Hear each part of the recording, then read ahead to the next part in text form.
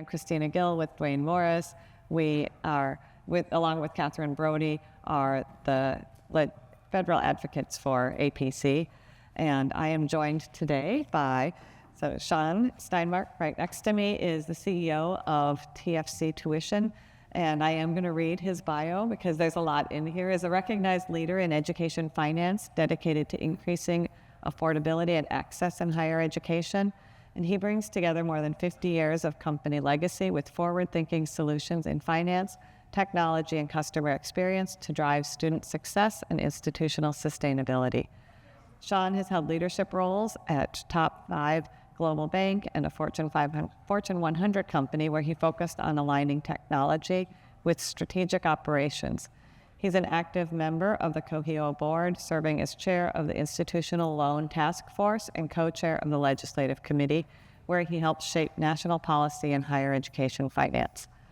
And then Jordan Wicker is the Senior Vice President of Legislative and Regulatory Affairs at CQ, where he leads the association's outreach to Republican lawmakers, although I think he does both sides more frequently than just Republicans, and supports the regulatory initiatives affecting member institutions. He previously founded a trade group focused on outcome-based education finance, engaging policymakers to improve access and affordability in education. Jordan has also served as a government relations consultant, advising on Higher Education Act policies, emergency relief funding, and regulatory compliance. With extensive experience in advocacy, legislative strategy, and stakeholder engagement, he has built strong relationships across Capitol Hill and federal agencies. He holds a JD from DePaul and a BS from Indiana University. So with that, I do want to start in with our panel. I know the topic is, managing this regulatory environment. Our area of focus in this conversation is really looking at the proposed changes that we're seeing to education finance and how that's going to impact students and also the institutions. And so you probably heard in their bios that they have a lot of experience in various capacities in financing student loans, student loan programs. We also want to get into a conversation about what are some of the future products and different initiatives that you might think about as we move beyond what we're seeing in this next iteration of regulatory change that's really coming from both the administration and also from Congress and the states. And so with that, I'm going to first turn it over to Jordan to give an overview of the changes that we're seeing at the federal level, those that have been proposed and discussed, and if I'll turn that over. Great, Kristina, thank you. Can you hear me? Yep, or you can pull it close to you. I would but Yeah. Okay. I'll really quickly go over the new landscape and federal regulation. And although I know many of you are thinking reconciliation first, I'm going to hit that last. So first I'll start with the Trump administration and kind of the landscape there. The focus obviously has been on return to repayment. Right now they're pushing that. They see a return to repayment after a 5-year pause as instrumental in sustaining a federal loan program.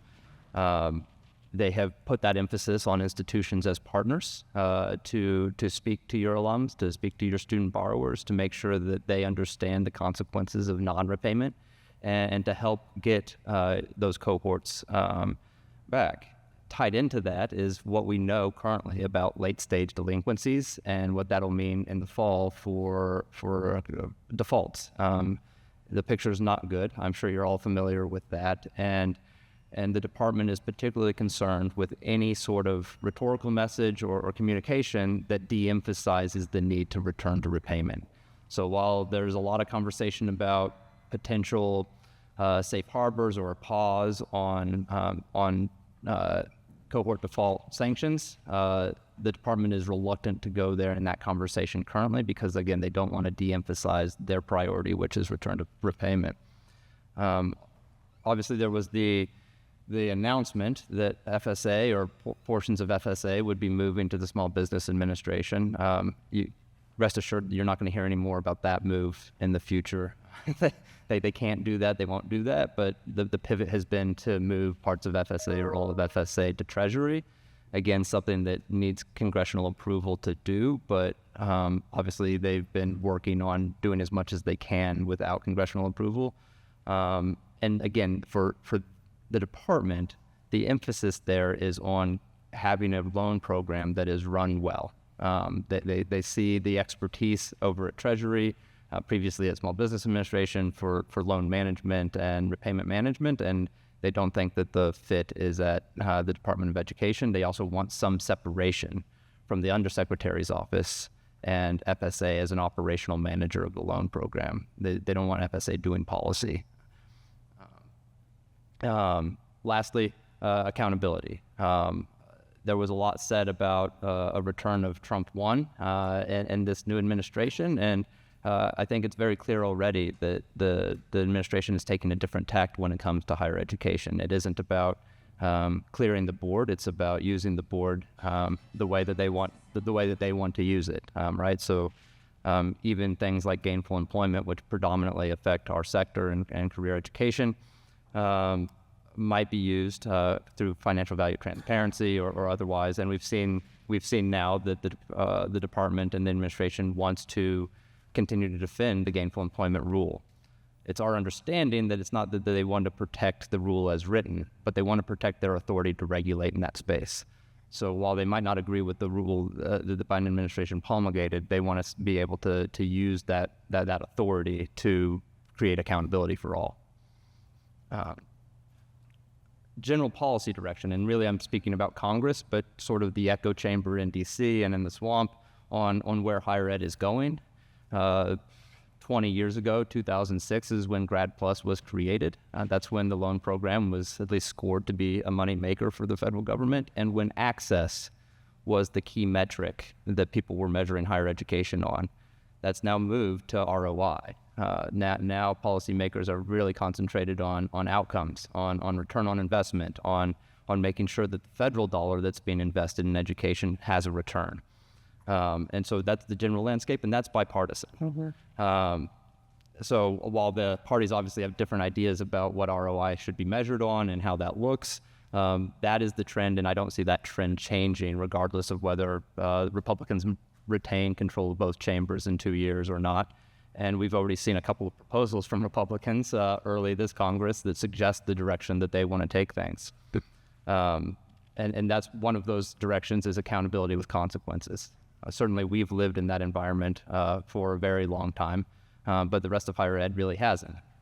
So it's nice that the rest of higher ed is now concerned with these ideas, but that doesn't mean that we're going to ever live in a world that looks more like the public and nonprofit world that exists today. Both parties are interested in accountability and accountability for all, again, with differences in how they apply that idea. And I think right now, most timely, and for this conversation, is the Republican ideas about public education finance and its purpose. What's become very clear in the last 6 months, if it wasn't clear before, is that Republicans generally view federal financial aid's responsibility, or federal financial education finance, is that it should be the first dollar, but it shouldn't be the last. Meaning what they want to do is open the door to access for students to attend school, but that the federal government shouldn't be funding the entirety of the student's education. And ultimately that leads to the reconciliation package, where we see the House proposing significantly different loan limits than we've experienced before. And we see the Senate tinkering with that and pulling back a little bit, but ultimately coming down with new graduate and professional loan limits, and the elimination of Grad Plus and the significant reduction or narrowing of Parent Plus. Mm-hmm. And then I think we've also talked about the changes to Pell Grants and the elimination of the subsidized loans. And I mean, to a lesser extent, this is something you could self-impose, but being able to limit your loans and the loans for certain programs or the loans across the board that you're offering to students. And so all of that pulls together to create a situation where there's going to be less funding at the student level. And so where do we fill in that gap? But before we go there, I don't know if you have a few more points at the federal level, and then we'll move to the state. I would just say contextually, because those are excellent points. On Pell, the proposals that we saw in the House, particularly around increasing full-time, the definition of full-time for Pell eligibility from 12 credit hours to 15 credit hours, and the elimination of Pell for students attending or enrolled less than half time are in the direction of completion, right? It was the Republican idea that in the House that if you increase the requirements, more students would choose 15 credit hours over 12 credit hours to access full Pell. And that if they didn't have access for less than half time, that they would go more than full time, or the students that tend not to complete because they're only taking a credit hour or 3 credit hours a semester would decide not to go, right? So they're pushing towards a higher completion rate in that direction. And then I'll just leave it there, I guess. Well, I think just bouncing off of that point, the risk sharing idea that is in the Senate bill would measure, at least right now the language, we're hoping it changes, but it would measure the earnings based on your start date, not your completion date. So another area where they're trying to increase persistency or encourage. Well, and we actually at the career education colleges and universities saw that as a positive in terms of the tweak to that, partially because it also eliminates some of the devaluation of a short-term credential. If you're measuring from time of completion, you're not taking into consideration the opportunity cost of attending longer, spending longer, and not earning, and also you're not taking into consideration the additional value add of additional years in the workforce when you're measuring years out. It's not a perfect measure of that, but it does decrease the statistical noise after school that often our programs, when measured on years out, tend to be disadvantaged in. The other piece there that I did want to mention is all of these combined, particularly the House proposals, less so in the Senate, but still that same direction, is they do want to see downward pressure on tuition, whether that's tuition maintenance or actual reductions in price to attend. The goal is, to use a healthcare term from 2008, they want to bend the cost curve. And they don't want to just reduce the price for students, they want to reduce the price in the system for any particular education. Thank you. So next we're going to move and fill in the state part of that, and then we actually want to open it up at that point a little bit for conversation, then we'll move into the second part of the presentation. So Sean, So obviously, being a New York association, you all are probably most interested in the legislation in New York that might be affecting career schools or proprietary schools, private schools, any schools that are in the room right now. There are quite a few new regulations that are out there. We're not sure exactly which are going to be pushed through. And many of you have seen me speak in the past on the New York state student loan servicing license regulations that require any schools or any entities that are servicing student loans to be licensed, including you all, or I think everybody here. If you're a for-profit institution and you are servicing your own student loans, you need to be licensed by the state of New York. And then there was legislation that was out there last year, which was around debt reporting. So it would require all schools in the state of New York, not just for-profit, but nonprofits as well, to report all debt from that their students have with the school. Literally everything, does not just tuition, but if they owe money for a fine on late books or parking, whatever students owed was included in the debt, had to be reported in a variety of ways. Thankfully, we were able to fight that. Cohio, which is a group that I'll probably mention a few times in a bit, but we were able to fight that at the state level. We got SUNY involved, and they pulled it. It came back, and it passed differently. None of you really have to worry about it now, because it's just the servicers themselves that need to report on that. Now, if you are a servicer, you will need to report, but I believe the last I checked, nobody in this room was servicing their own loans and licensed by the state. There are some other regulations that are coming through, but what I'd rather kind of bring up at the moment is looking at it from a bigger picture perspective, because what we're seeing is, because of all the deregulation happening on the federal level, and the CFPB pulling back all of its guidance, and the CFPB is no longer officially enforcing all of their student loan regulations, a lot of the states across the country are stepping up, and some of them even started this before the current administration came into power. So you had states like California. Obviously, California is pushing out a whole bunch of regulation, but then some states that you would never have expected. Texas has some regulation that's going out there. It would take me way too long to go through every single state and all the legislation that is passing, but a few that I'd like to point out.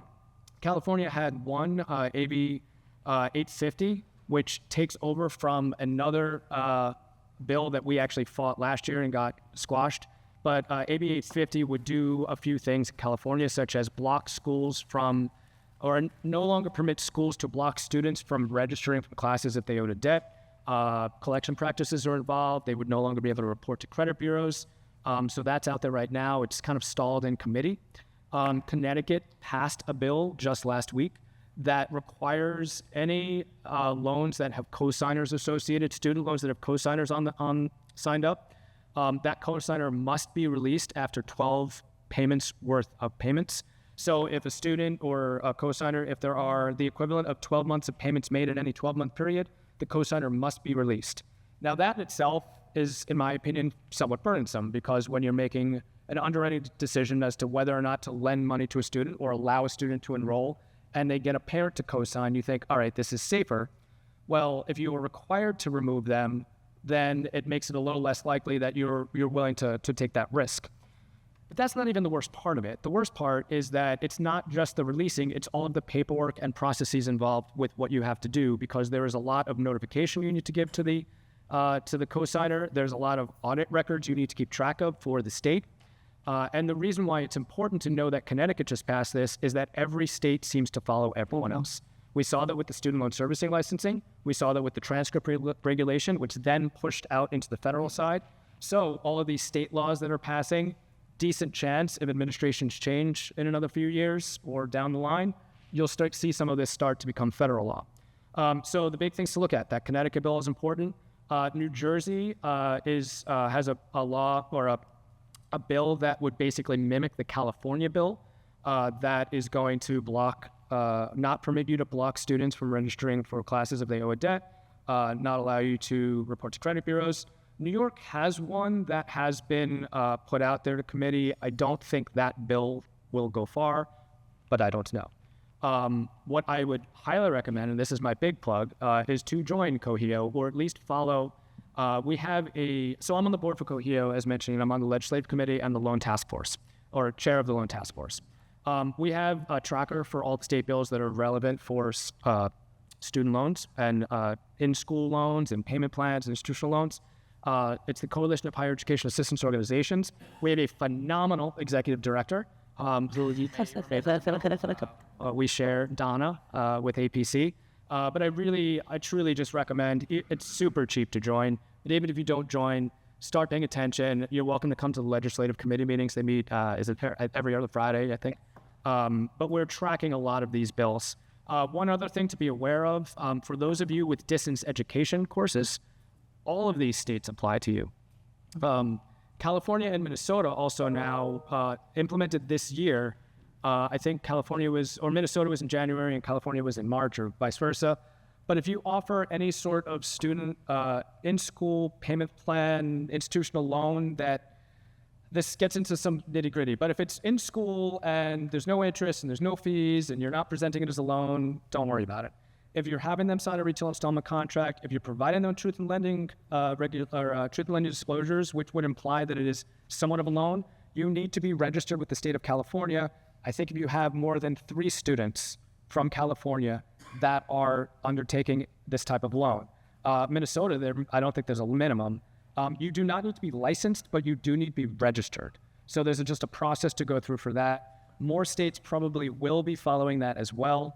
So keep track of that, but just be very aware that those states have these regulations. Come and talk to me if you have specific questions. Ask us questions too if you want to know a little bit more. But my general overview of the state issue is there are many states in this country. It is not just the blue states that are trying to regulate this stuff now that the federal government is not. So just stay on top of it and honestly just ask your experts. Talk to your counsel.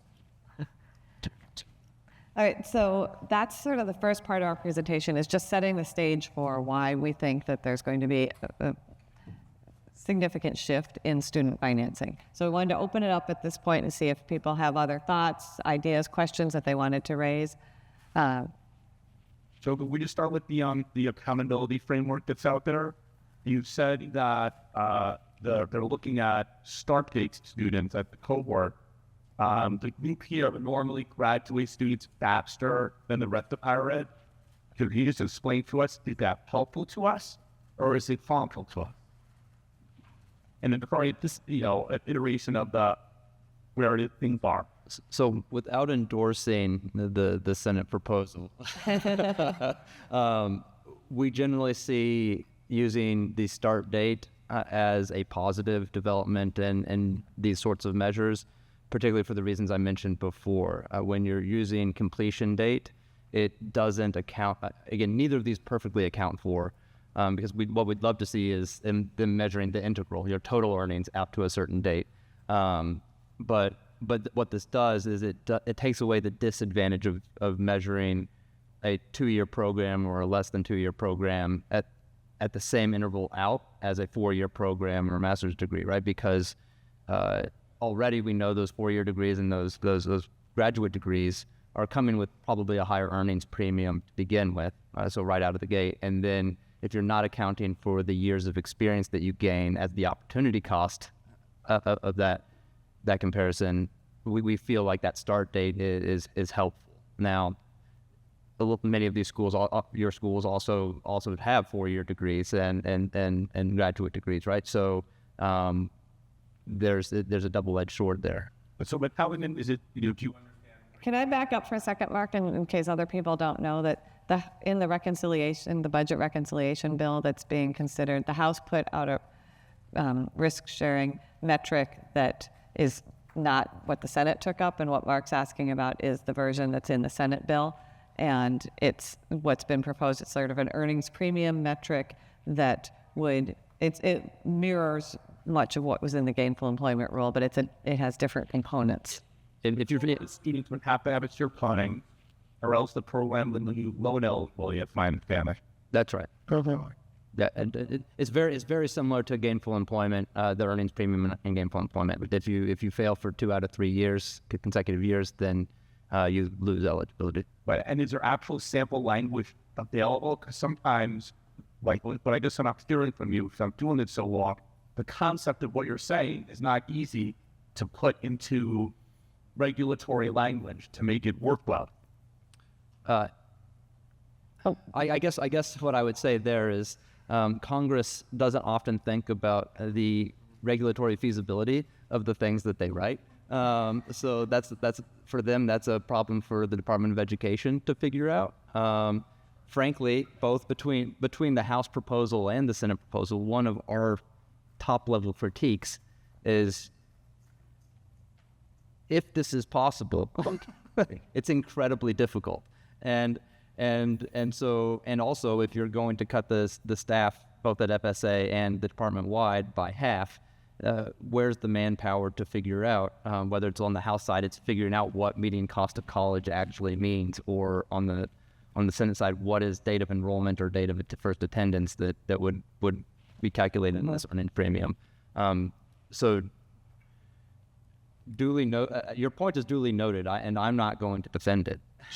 I guess my question is, is there actually public language? Yes. No, this public language has been, Yeah, the Senate proposal is out there. What I will say on that is the only reason I have my phone facing up is the parliamentarian in the Senate is reviewing the Senate proposal. That review actually took place last Thursday. And then all these bigger pieces of the reconciliation package, the tax package and the ag package and all these got in the way, but we're expecting them to rule on whether that accountability framework is even allowed to move in reconciliation. And based on, I'll say this, don't take this to the bank, but based on the other things that the parliamentarian has ruled out and other provisions in the reconciliation package, it seems highly likely that the accountability formula is going to be going to be out of order. Again, I can't guarantee that, but if you consider me a weatherman, I would say it's a follow on whether that, given that gainful employment was very difficult for either the Obama or Biden administration to administer with thousands of employees. Do you have any crystal ball, like how this administration would administer these programs with a severely pared down bureaucracy? But again, the department has been fairly adamant that what they are doing is streamlining and that they are going to be as or more efficient than they were before with twice the staff. Now, I think anybody could admit that there's probably some dead weight, or was dead weight at the department, but the idea that 50% of it was dead weight is hard to swallow. What we have experienced, frankly, when it comes to regular workflows, we've had a lot of members have a great deal of success moving things that were stuck on desks early. Now, what does that mean about the internal process and what final review looks like before they move things? I can't say because I'm not there, but we are feeling the streamlining to some degree right now. And again, whether that's sustainable or not, and again, when it comes to existing workflows versus new workflows and creating new programs, that's an entirely different question. So I think that's I think that no matter what, we know that regulating on either of these proposals is going to be time-consuming and incredibly difficult. I will ask a question because following up on that, so what I was somewhat assuming, and I don't know how realistic that is that the department would plan to have schools self-report on the data they could, and then they're, with all of the attempts to integrate all the different departments, that they automatically pull data from the IRS, and then with the fact that we know that they're using a lot of AI in order to try to streamline efficiency, if they actually implement that, they pull the self-reported data combined with the IRS data and just let computers decide who's meeting it or not. Do you think that there's a possibility that's how they streamline? I mean, I think that that's absolutely a possibility. I definitely think that that's where their drive is, right? I think that they're looking for ways to automate these processes. The other piece here is if the House proposal were successful, and what I'll say is the House proposal on accountability it's currently dead. I'm not going to say it's not going to be a zombie at some point and come back to life, but it's dead in reconciliation. So we can set that one aside for now. If you're looking at the Senate with the earnings premium, it looks an awful lot, almost identical to the earnings premium in gain. Or at least the framework is. Yeah. And so the reporting mechanisms there are pretty much built, right? And right now, speculatively, I would assume that the department wants to keep financial value transparency. Now, whether it wants to tinker with it and what's measured in it, that's a different question. But I don't see anything from what the department is saying or what they're doing that suggests that they want to get rid of financial value transparency, particularly in their documents defending the gainful or defending the 12 point. And they've signaled that they want to do a negotiated rulemaking. They've publicly stated that financial value transparency, gainful employment is an area for a negotiated rulemaking. And so they have one that's scheduled already that starts next Monday. And then there's 4 that they've identified as something that they hope to do over the next year. And that's one of them. Are they going to do that before the first day? Pardon? I think that's bigger. I feel. So I think the general, this is, again, not direct from the department. I think that this department wants to have short in-person negotiated rulemakings followed by a longer period of public comment. Now, what longer means, you might get could be 60 days. Yeah. but the general tenor of what they've been doing is this upcoming negotiated rulemaking is 1 session, 3 days next week, and that's on payment plans. And they're doing it all in person.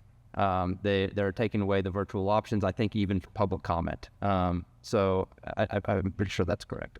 So that's a much more streamlined negotiated rulemaking process. I think that they understand the dynamics of negotiated rulemaking and how drawn out those things can be when ultimately they're still responsible for responding to public comment. They're holding open the option to extend it, which you've seen in the past when they've had to extend it for another session, but they're trying to do these short sessions. Donnie, did the comment about the accountability framework in the House version of the bill being effectively dead. But can you just speak to that reconciliation process? Because the two visions are being very different. The Senate, the House seemed to be strong restrictive on how the Senate is going to be pulling back some of those things. It seems somewhat like the Senate dictates, but how does that process work? How do they ultimately decide what makes fun? Yeah. So It's a good question. To do a little schoolhouse rock really quick. Normally what happens is in regular order, if the House passes a bill and the Senate passes something substantially similar, but not the same, they go to conference. And they take this conference and they iron out all the wrinkles, and then what comes out of conference can't be amended by either chamber, and they go and they vote on it up or down. That is possible in reconciliation, but it's politically difficult. So what leadership has been pushing up until like yesterday and their rhetoric is the House is going to lay the framework or the foundation. It's going to get passed to the Senate. The Senate has different parliamentarian rules and different political dynamics, so they know that whatever came out of the Senate was going to need to be voted on up or down by the House. They weren't going to go through another amendment process. And early on, there was a lot of optimism that they could get that done, that it would go from the House as version 1, as in draft 1, then Senate would do the final draft and vote on it, and then pass that over to the House for a vote. Between a number of provisions, state and local tax, SNAP benefit payments, I'm not going to say the litany of them, but it's highly unlikely they're going to get the House Republican caucus behind what the Senate had. So now you're starting to hear leadership begrudgingly say, we might have to go to conference. And that will take at least a couple of weeks. If a conference moves fast, that's a couple-week process. It's not going to be, I don't think it's going to be fast, especially when you have 4th of July and August recess. And especially the lines here, it's that hot plus 130,000% humidity down right now. Members of Congress don't want to be there.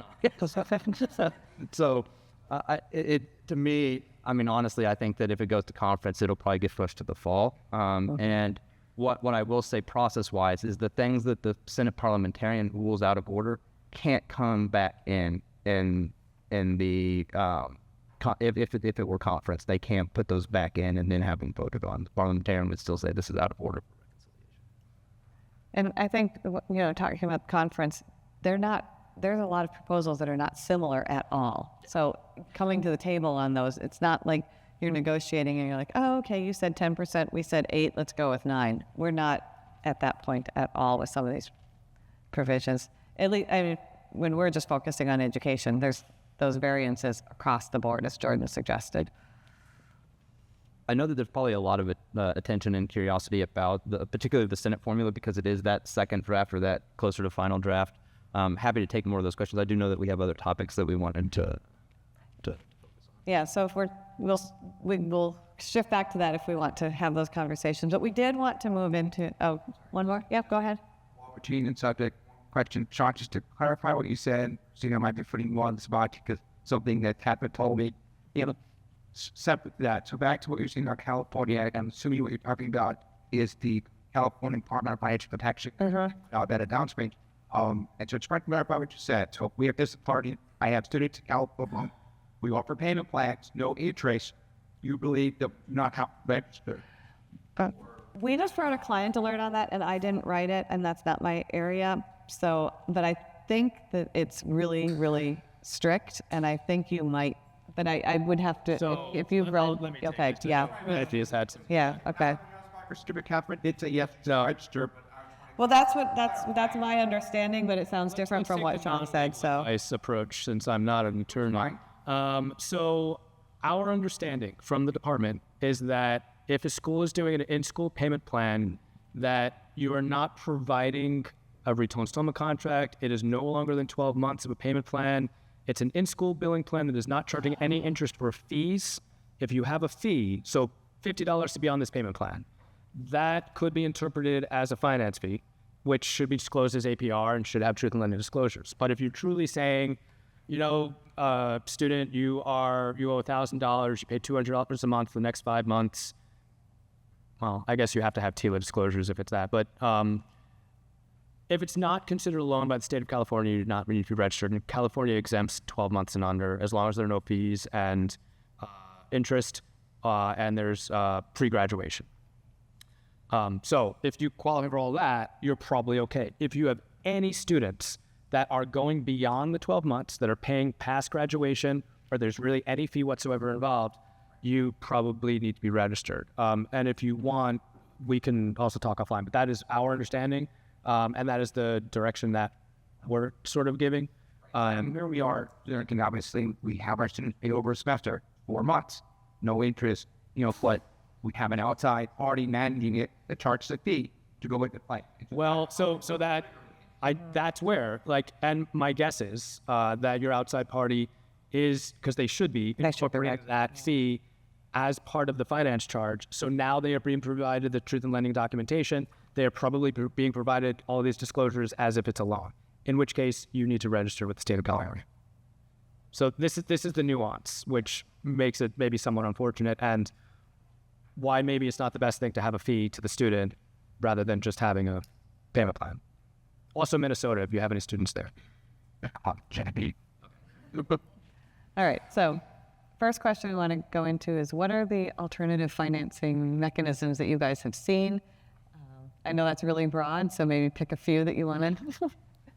And things that you see trending right now. Yeah, I think I'll lay just a little bit more groundwork here, because we mentioned one thing that is universal or the same between both the House and the Senate version is that Grad Plus is eliminated, and that new graduate and professional education lending limits or federal loan limits are decreased. And that's a reduction and a narrowing of Parent Plus, the elimination of Grad Plus, and then this $100,000 cap on the Senate side for graduate degrees. And it keeps the same annual limit, the $20,500. And the response that you get universally from Republican staffs, Republican offices, is this is fine because the private lending market will fill the gap. We know that's not true, or we at least know that's not true up to a point, right? It won't cover the whole gap. Right now, across all the major education finance private lenders, 8% of so individual applications for student loans, 8% are approved. Across all the major lenders with a cosign, 30% are approved. Grad Plus, it's somewhere between 70 and 80%, and Grad Plus isn't capped, right? And all of the other, none of the other ones are capped in the sense that they have to abide by a certain cap, but private lenders aren't lending unlimited dollars for an education. So we know that there's going to be a gap there if you assume all things stay the same, and that kind of delves into this question of, well, what can we do differently? Taking off my current hat at career education schools and putting on the ISA hat, income share agreements had a lot of enthusiasm, had a lot of momentum between 2016 and 2020. Longer run up to that, but and then the Biden administration did several things that quieted the market. Honestly, the Higher Education Emergency Relief Fund took away some of the impetus or some of the demand for those marginal dollars, those gap dollars, and you saw them go away. But what you did see was states in particular step in and regulate or want to regulate ISAs similar to loans or even more aggressively than loans in some instances. And that was a fundamental misunderstanding of the innovative approach of ISAs. But that's the world that ISAs live in, and they still live in that. And I know that there are still several operators that are using them, and that's both outside parties and institutional programs. But what you have seen from that experiment is a lot of innovation in payment plans, a lot of innovation in outcome-based loans in a more traditional sense with interest rates and defined terms. So I think that what came from that heavy push and that enthusiasm for an outcome-based education product was a lot of innovation and a lot of tinkering on these other options. And I think one of the things that we saw kind of ubiquitously across higher education is students were seeking alternative ways to finance their education, things that had different characteristics than traditional loans. Yeah, and one of the things that people loved about ISAs, or students loved about ISAs, which I'm not sure if everybody in the room is familiar, but the idea of it is income share agreement. So the idea is that you're not committing to, I owe the school $50,000, it's I owe the school a percentage of my future income, which is sort of similar to the government, the current federal income contingent repayment plans or income-based repayment. It was just in the private market instead. So students like that idea because if I graduate from school and I'm not making much money, I don't have to pay my loan. A lot of them had a $50,000 minimum. If I'm not making at least $50,000, I don't owe anything. If I make over $50,000, I owe a certain percentage. But certain states came down on it because if you were making a lot of money, it wound up being a very expensive loan for you. The argument of, well, if you're making a lot of money, you had a great education and you should owe more money. But that's where it came down as indentured servitude was talked about. And, well, the equivalent APR is 53% and things like that. So that's where ISAs fell a little bit out of favor. The outcomes-based, we were talking about a little bit before, where maybe the interest rate changes if a student has a higher salary, or if they're not making as much money, the interest rate lowers. All of these creative options people are toying with, but we're not really seeing too much success at the moment. The other thing to consider is it's a difficult market to get true private loans, true direct-to-consumer lending, because there are also very specific state laws around interest rates that can be charged. For example, in New York, usury is 16%, civil usury is 16% interest, criminal usury, where you can go to jail, is 25%. So if you're looking at, I can only charge up to 12, 15% interest on a student loan, or I could throw my money in the market and earn 7%, or I could go somewhere else and earn more. Why will I go for this risky loan that I can't repossess? If somebody decides not to pay me back, I'm out that money. Which is why, obviously, for those of you in here who know what I do, I'm a huge fan of institutional loans and in-school-based payment plans, because the risk to the school is not the same as the risk to a lender. Because if the student doesn't pay the school is really just out an empty seat, or they're out, a student who just didn't pay that hopefully they would, or 80% of your students pay, you're made full. Whereas an outside direct-to-consumer lender is out all of it. There are some programs out there that will offer you, let's say, anywhere from 30% to 90% of a loan based on the credit risk of the student. I don't love most of those programs. They tend to have caveats where most of our clients who have used those lenders have ended up around 40 to 50 cents on the dollar. I think it works if you need the cash flow. I think it works for certain schools that say we're only going to allow this or have this program for students that have good credit. So maybe you're getting 80, 90 cents on the dollar, which could be enough for you. But the way I see it is if that lender is going to charge the student a 13, 14% interest rate, you're better off long-term doing that yourself and then earning 100% of the principal they pay plus the extra 14% in interest. That's a personal opinion. I encourage you to look into all the other different options that you have out there. I know that there are some companies that are looking into other models, but we were talking earlier, it's a hard market out there because there's no resale market for loans either. And there's just not enough money to fill that gap of all these other programs going away from the federal government. Yeah, I think just real quickly to hit on that point, when you're working with a private lender, their commercial concern, their concern in commerce is what we are doing marketable on the secondary market. Meaning, if we originate these loans, can we then package them and sell them into a security elsewhere? And if you watch The Big Short, you understand that people have gotten a lot tighter with what they're willing to buy in a package, which means that loans to low or no credit history individuals, a lot of the students that we serve aren't attractive. And so that means that we're going to have to think creatively about how we approach private lenders as partner, whether it's through an institutional loan program or some other partnership, because they need to see that de-risked and for them, right? They need to see somehow that loan or that package of loans is going to go from incredibly risky to less risky before they're willing to fund it. And one thing that we hear from lenders generally is the thing they're most interested in is completion rates. Luckily, that's also what policymakers are most interested in. So at least there's some alignment there. But everybody reads those numbers. Everybody reads the reports that show that the non-repayment risk is heaviest and most concentrated in non-completers.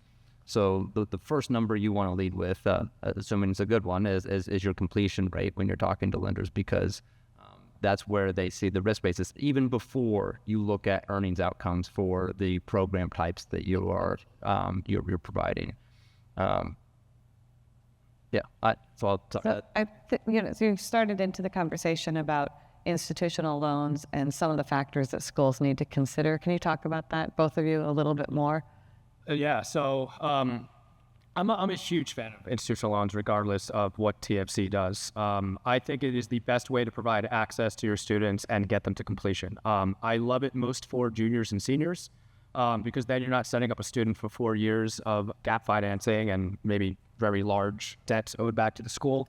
But really, you need to pay attention to both the federal regulations around, even though the CFPB is currently in a non-enforcement situation, and even though they pulled back all of their guidance, so the CFPB retracted basically all guidance on student loans for everything I've spoken about for the last 4 years around truth in lending and what kind of disclosures you need to give. That's all been retracted. Guidance has been retracted. The laws are still on the books. So all that has been retracted is the way for us to all understand how to apply the law. So now it's more the wild, wild west. You can take the approach to say, well, they pulled back the guidance, they're not enforcing, we can do whatever we want. But that is going to hurt everyone long term. And the states still have their regulations and they're still following the same laws there.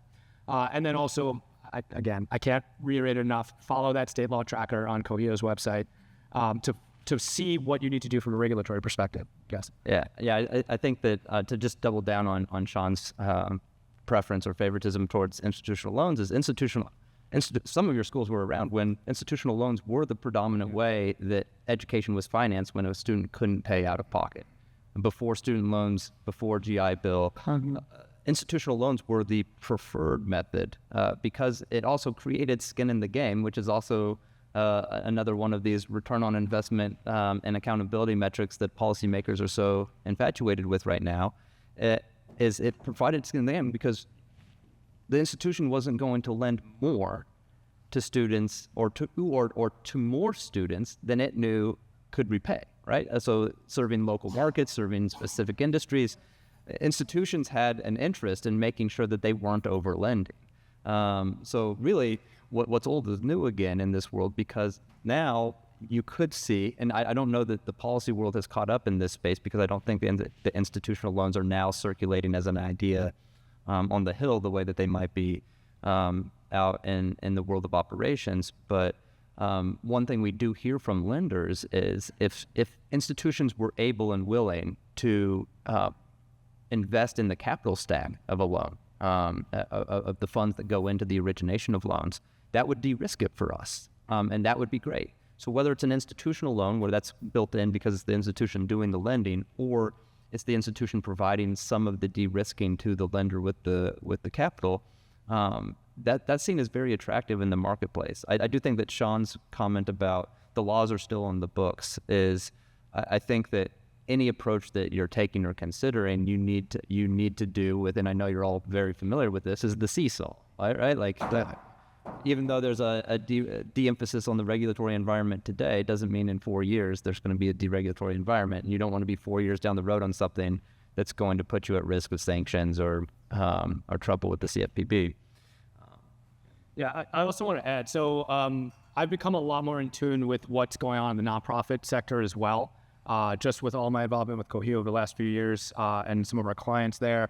And they are worried about the same thing that you all are. And there has been a lot more interest in institutional loans on that front in the nonprofit sector.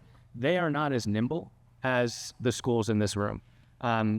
What I'm seeing is a lot of inflexibility, and they need to retool things, and some of them need to shift endowment money, which thankfully, for them, they have huge endowments that they can shift money. But there's really this need to address the gap and increase the access. And the other factor that I see is, if you have a really strong, well-managed institutional loan and provide data on it, and you start building relationships, we were talking about this earlier, if you start building relationships with vendors or with lenders now, and in a year you can show them some history of repayment. Look at these students. This is what our servicer is providing us, all of this data. We have a 75% repayment rate. We have an 85% repayment rate. That will alleviate some of that concern as well. You're not going to be able to go to Citibank with that data, but you may be able to go to some of these other lenders that are starting to pop up in the education space. And I would just add to that one area of interest is CDFIs, so community development financial institutions, and because they're small loan amounts, whether or not they could be packaged and sold there, because although those tend to go towards entrepreneurial activities, there's a very solid argument that the community development of educational investment is there and something to be looked at. So, yeah. All right, so we have 10 minutes left. So I think we'll open up for questions, and then we'll give you guys last comments after in the last 2 minutes. What questions do people have? Has there been any forecast on the impact on graduate programs with both the loss of Grad Plus and then the potential loss of loan eligibility with the pre-pandemic? So I don't think it's even a forecast. They're already shutting down. I know plenty of schools that are already closing down programs, graduate programs, because they foresee the revenue decreasing, and also because on the research side, they're basically expecting to lose all their research grant money. So the combination of losing research grant money and knowing that it is most likely that Grad Plus loans are going away, they're closing programs down.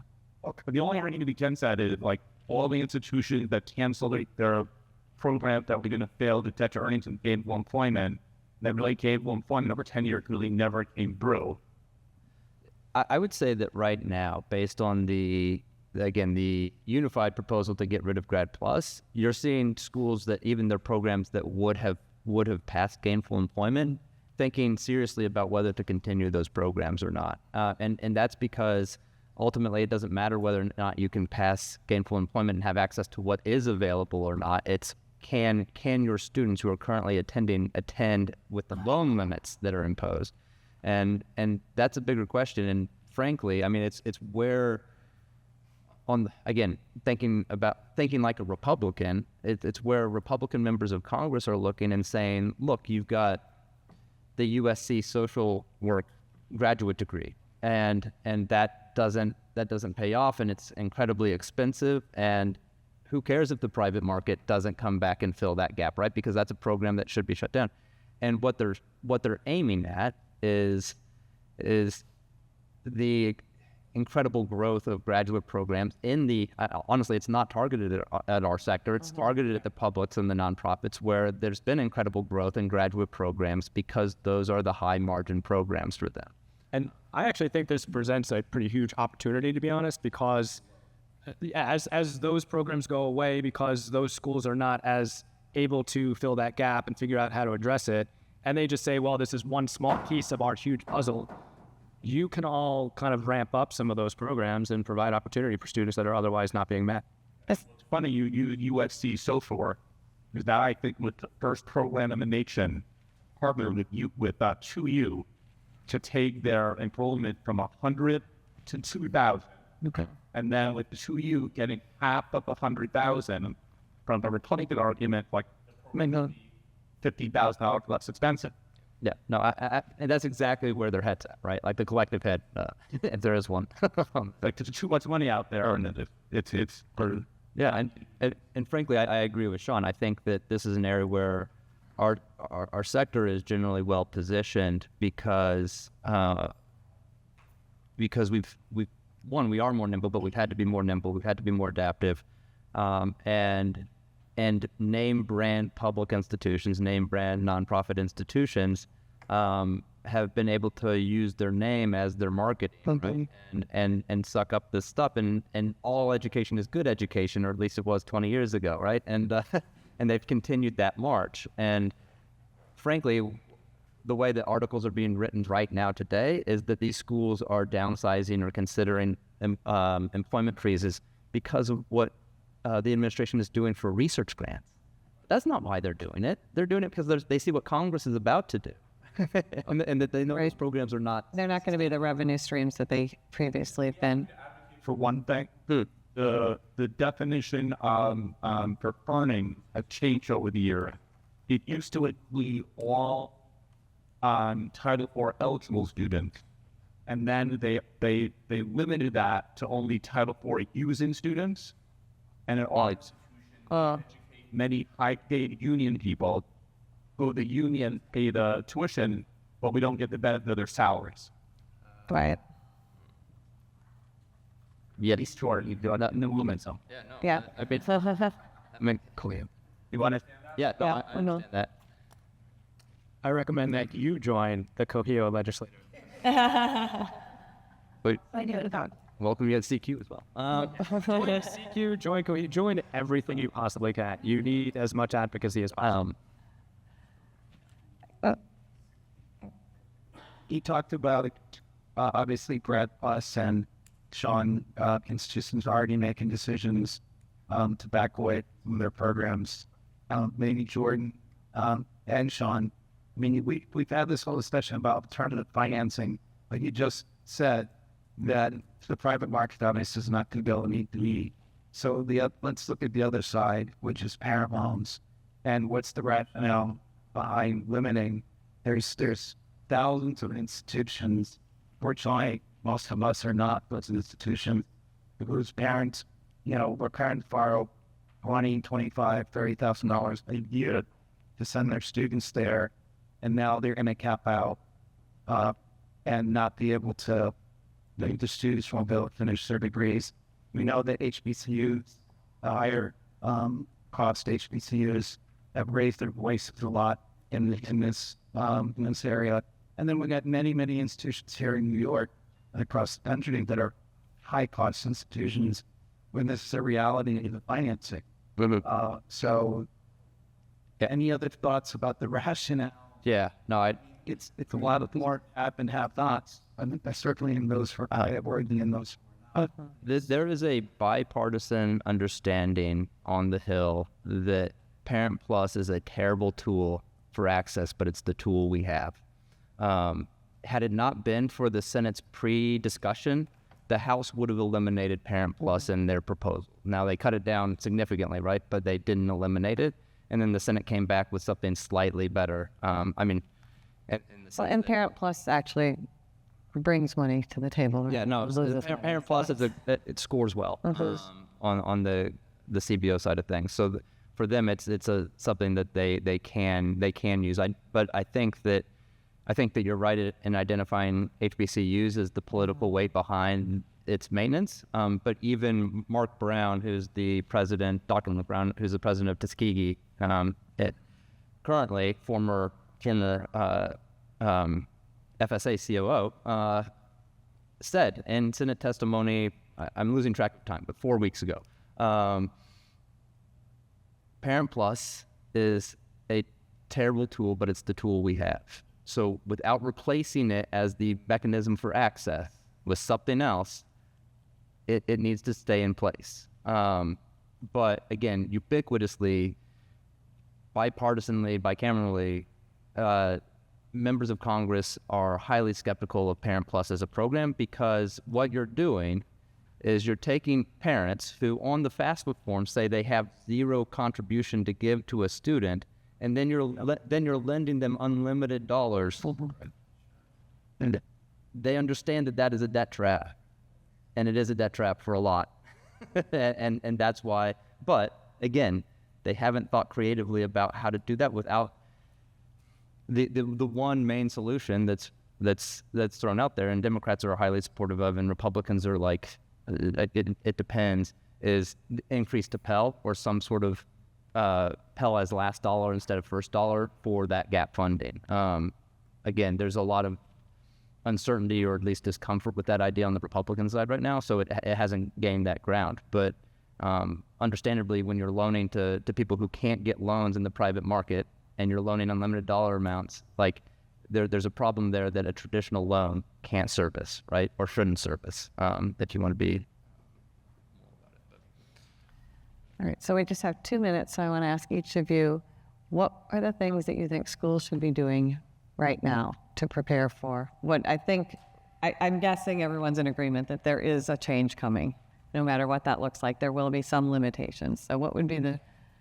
Yeah, I mean, I've said it before. I think every school needs to look internally to see what they can do to help funding for their students. And I think in the short term, it might impact cash flow because you'll be putting off current revenue. But within let's say you start a 36-month payment plan for your students. Well, after 3 years, you now have 3 years worth of cohort paying. So it's the equivalent of having all of that revenue coming in for one student this year. It's just 3 years worth of cohorts. It is, in my opinion and in my experience, we've been doing this for over 50 years. We see schools grow once they implement effective payment plan programs and institutional loan programs.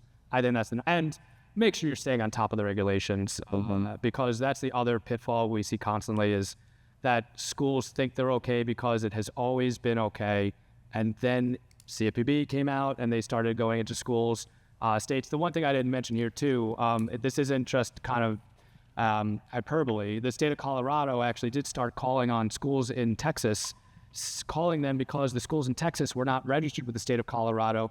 And the state of Colorado said to, I'm not going to specifically say which schools, but they said, we know that we have students attending your schools that are residents of the state of Colorado and you are not registered with Colorado. How are these students paying for school? Why are you not registered? And there's a whole jurisdiction issue that's involved. But I will say, especially for schools here, you don't want to get that phone call. You just don't want to have to deal with it. I'll just double tap on a couple of your comments, John. I think that first and foremost, like knowing what your student body needs are, like presuming that Graduate Plus goes away, presuming there are new annual limits and aggregate limits that might bump up against where you know your borrowers are or some portion of your borrowers are. You need to understand exactly what those needs are and what the makeup of that student body is. One thing that became incredibly apparent when I was in the education ISA world was one size doesn't fit all, right? The same way that traditional loans are a great access tool, a great financing tool for a lot of students. They work for a lot of students. They also don't work terribly for many students. And so knowing again, part of it's the programs you teach and the income and income growth that you can project outwards if you're looking at outcome or some sort of staggered repayment plan. It's do they have enough cash flow while they're in school to pay in installments or payment plans? Is it really that first dollar of their last year, or is it the last dollar of their last year that they need? And kind of right-sizing your program. And then once you have that, knowing your completion rates and knowing your outcomes, talk to lenders. And it's not about courting lenders. It's not about knowing that this is the right path, but lenders will be receptive if you say, I think that there's an opportunity for us to work together and coming to the table with that information and that need in mind. Because at that point, you're the customer and you're saying, this is the thing that I'm trying to solve for. And this is what our students need. And I think that goes a long way to institutions being comfortable. Last thing is one thing we didn't talk about is there is a bias against our sector amongst private lenders. You'll have to work harder than your nonprofit and public counterparts. But you do have your adaptability, your flexibility, your innovation on your side. And again, there was a Lightcast report that came out earlier this summer that showed that, particularly for 2 years and 2-year degree programs and shorter, our sector amazingly outperforms our public and nonprofit peers, both in retention, completion, placement rates, and that's not something that you hear in many spaces. So it's showing lenders that that's the case because, frankly, they live in the same bigger bubble that policymakers do, and they still think about Corinthian and ITT, and some of them have direct experience with having had bad loans and getting past that bitter taste from 15 years ago is going to take a little bit of relationship building. and have your data. I mean, the data's there. You guys run great schools. You have the completion rates, you have the placement rates, you have the repayment rates. If they see that data, and like Jordan said, I mean, the nonprofit sector is having the same problems you are. They're a huge sector. The lenders are going to them first. Make them come here first. Show them that your students are so much more likely to pay back. Having been on the nonprofit, the public side, they just generally move at a glacial pace compared to you guys. So use your decisiveness as an asset also. You're operating at light speed comparatively. And be creative, be flexible. You know, just look at what, like Jordan, look at what your students need, each individual student. That's the best way to have the best outcomes. All right, so join me in thanking our panel. Thank you.